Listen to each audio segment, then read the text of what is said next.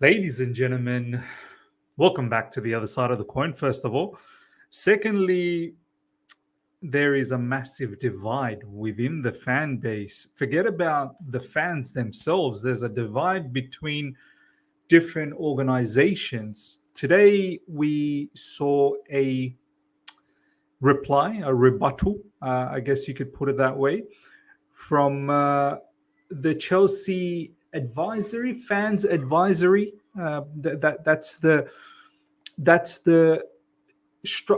group that's been created when these new owners came in, that they wanted to have the fans a little bit more say. So they created the Chelsea's fan advisory board, which allows the fans to basically have a direct link to the owners and exactly, have their voices and opinions be heard. So recently, you guys would have seen the Chelsea Supporter Trust wrote an open letter to the owners, Todd Bowley and Baghdad Iqbali. Off the back of that, Todd Bowley and Iqbali didn't actually respond to that.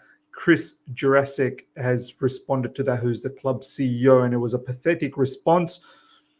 And now, over the last 24 hours, we've now seen Chelsea fan advisory board coming out and replying to that, Chelsea Supporters Trust open letter, and basically kind of creating a bit of a divide, not acknowledging anything that was raised by the Chelsea Supporters Trust group, and in fact saying, what's the problem? Things are all fine. What's this hoo-ha all about? Where is all this coming from? We're not feeling like this. So let's have a look at exactly what's said, and then let's give our verdict on it. First of all, this is exactly what Chelsea Fan Advisory Board, this is the statement that they've issued. But before we look at this statement, I just want to take you guys and revisit what was said by the Chelsea Supporters Trust, so that we understand what Chelsea Fans Advisory Board are actually rebutting about. So this was literally sometime last week. Breaking: Chelsea Supporters Trust sent a 1,500 word letter to Baghdad Iqbali and Todd Bowley last month, where an urgent requirement to engage with the wider fan base and set out a host of issues. So what were the issues?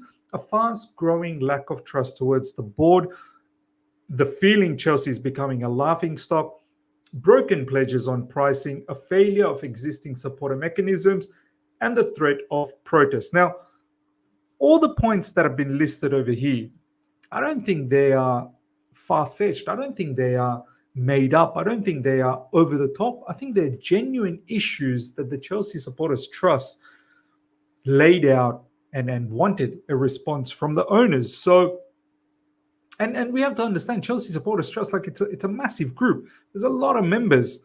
There's members that pay to be part of that membership, and it is, since I can remember, it's been the biggest sort of membership which allows for fans to have an opinion and have a forum where you can have a constructive conversation about the club. Now, off the back of this is now the response from Chelsea's Fan Advisory Board, issues a strong statement countering a letter written by Chelsea Supporters Trust, which said fans aren't being consulted. Which obviously is the letter. Bluntly, we don't recognize the suggestion that fans are not being involved in the future of the club.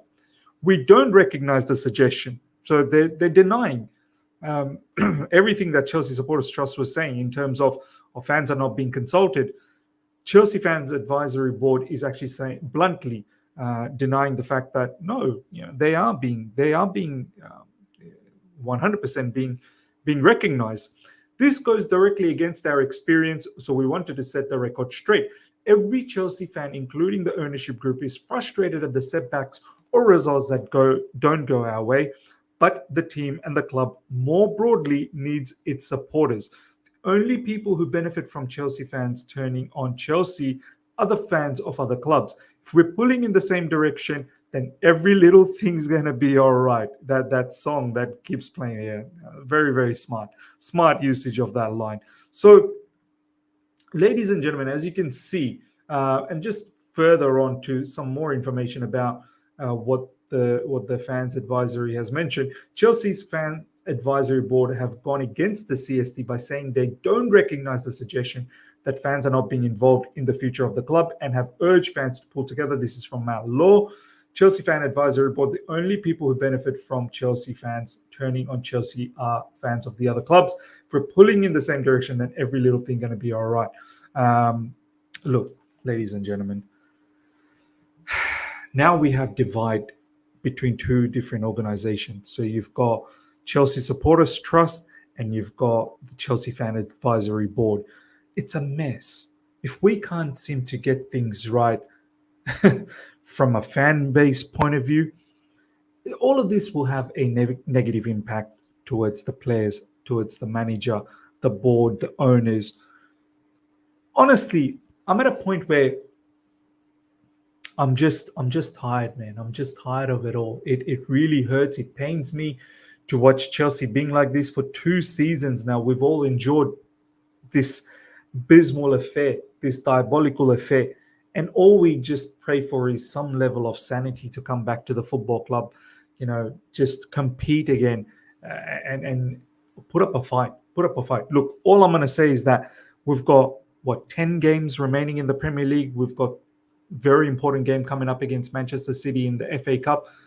Just everyone put your head down and work hard. Like, honestly, just give it your best. We want to see some level of improvement. Us fans, we are happy to be patient. We're happy to be part of this project and this journey. We're happy to trust the process. But you need to show us something. 12th and 11th is not something that fans can get behind. And this is what we need to understand. Why are people getting agitated? Why are people getting irritated? There is a distinct reason for it. People are not just feeling like this just willy-nilly, just because we are spoiled. No. We want some level of semblance. We want some level of sanity. Just get us to 6th, 7th, not asking for much. And even that is dropping our standards. So, look, this is why recently when I saw a news in regards to Raheem Sterling, wanting to stay at Chelsea Football Club, which I'll touch on a different video sometime tomorrow, the latest Chelsea news in terms of transfer news and whatnot. Raheem Sterling apparently wants to stay, wants to play for the badge, this, that, the other. And all I basically want out of that is we can't get rid of Raheem Sterling now. So we might as well back this guy and hope that he does well. And similarly, I guess we're at a point we're just going to have to back the team. I know we can't accept any of these shenanigans. It's very difficult to accept the direction that our fans, that our club, the owners are taking us. Plethora of young players. Every other day we're linked with another player. I think recently, just over the last 24 hours, we're about to sign up another young player from Nigeria. So, yes, we don't like the direction where the football club is going. We don't like the people that are running this football club. But I guess just for a second, let this season finish, put all of these issues aside, and then we can all come back to it once the season's done and reevaluate. That's how I look at it. Ladies and gentlemen, you let me know your thoughts, because for me, we're not going to achieve anything right now. We're really not going to achieve anything right now fighting, and that's what's happening. It's civil war. It really is, ladies and gentlemen, civil war at Chelsea Football Club. That's what it is. That's what it is. Just quickly, I want to show you guys what the Chelsea Fan Advisory Board, who are the members, basically. This is what the advisory board is all about. Chelsea FC's Fan Advisory Board is in place to ensure fans' perspectives are heard at the highest level of the club, focused on long-term strategic issues. The FAB is consulted and engaged with a wide range of topics. The FAB consists of 3 supporters advisors to the board who attend club board meetings and additional members selected by a nominations committee. Day-to-day matters, including match-day operations, issues fall within the remit of Chelsea FC's Fans Forum. These are the members, ladies and gentlemen. Gary Beckwith, a regular Stamford Bridge for 55 years, representing the Fans Forum. Gary has previously represented the over 65s category on the fans forum, having supported Chelsea since childhood. Tracy Brown, selected through the diversity and equality representatives. Neil Beard, elected to represent unofficial supporters group. So these are all supporters of the football club. Additional FAB members are June Pillay, Frank Harrington, Mark Meehan, Emily Craftman. So look, I guess what needs to happen is Chelsea Supporters Trust and now the Chelsea Fans Advisory Board, there needs to be, I feel like, a conglomeration, like some sort of a coming together. We cannot have two different fans forum and talking in a different manner. One saying that no, there is a problem, one saying that I don't see any problem. So, and that in itself, that whole total fiasco is a problem itself. So, ladies and gentlemen, let me know what your thoughts are about this whole situation. For me, look, I'm just fed up with it. I'm fed up with it. It's civil war, and it really shouldn't be. We've got some important games coming up, and I think the focus should be there. Now, next up, ladies and gentlemen, just when we thought all the drama has maybe ended, no, more drama. We've covered this many a times on this channel, and many other channels have covered this. We all know as a fan base as well. I truly believe there is some level of points deductions looming next season, whether it's points deduction, whether it's a transfer ban. Something is 100% looming. We know there's two parts to this. One, illegal payments to agents, and one, not illegal payments in many other areas, not just to agents. And then you've got the second part, which is Premier League sustainability rules, making sure that we're within the financial fair play realms. Now, this is the first portion. We've said, look, during the Roman era, there's no doubts about the fact that there's been some dodgy dealings. No doubts about that. Having said that, why are all of these things coming out now? The new owners, they would have seen all of this when they purchased the football club, when they went through all their accounts. They would have done thorough investigation. They still decided to take over the football club.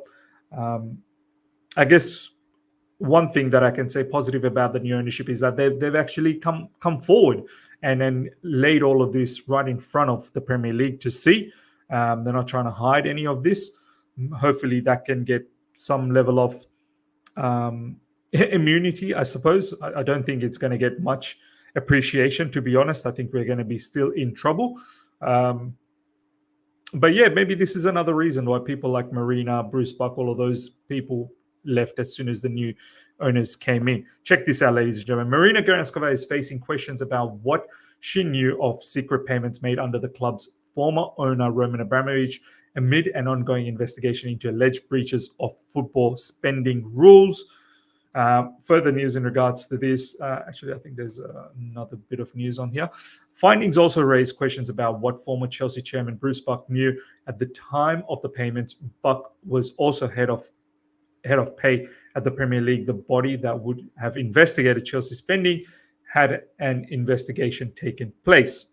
Well, that's very, very damning, to be honest. He was actually part of Premier League's also head of pay at the Premier League. I don't know, was he stopping all of this investigation when he was chairman of Chelsea Football Club, because he was also head of pay in the Premier League. He knew exactly what was going on in Chelsea Football Club. Documents have also revealed that Marina was copied in on payments made to agents and advisors from offshore companies owned by Roman Abramovich. She also appears to have received at least 7.5 million in loans from Mr. Abramovich to buy a house, with the debt later written off. Mr. Abramovich and Mrs. Granovskaia did not respond when asked for a comment. Further goes on to say Chelsea face penalties, including a points deduction or expulsion from the Premier League if they are found guilty of breaching spending rules under the Abramovich ownership. So look, ladies and gentlemen, I'm bracing myself. I'm not trying to be one of those fans that, no, I don't believe in any of this. This is all scaremongering and this. No. I had a feeling when the previous ownership was around, when Roman's ownership was in charge, there were some dodgy deals. No doubts about that. Like, the wages we were paying during that time frame, we all know the exorbitant wages we used to pay, the kind of transfers that we were doing. there was always going to be some level of dodgy dealings. But all I'm going to say is that Chelsea Football Club aren't the only club. There are other clubs who are definitely doing this as well, and definitely done this. If they were to get investigated, I'm pretty sure they'd be in trouble too. It's just, I suppose, at the end of the day, there is a massive agenda on on getting Chelsea Football Club, getting them done. Look, I'm not going to lie. Yeah, we've done some bad stuff, but there is a massive agenda to ensure Chelsea Football Club suffer. I've noticed these sanctions during the Russia-Ukraine war, the way we've been forced to sell the football club, and a whole heap of corruption that we at times see from the referees as well.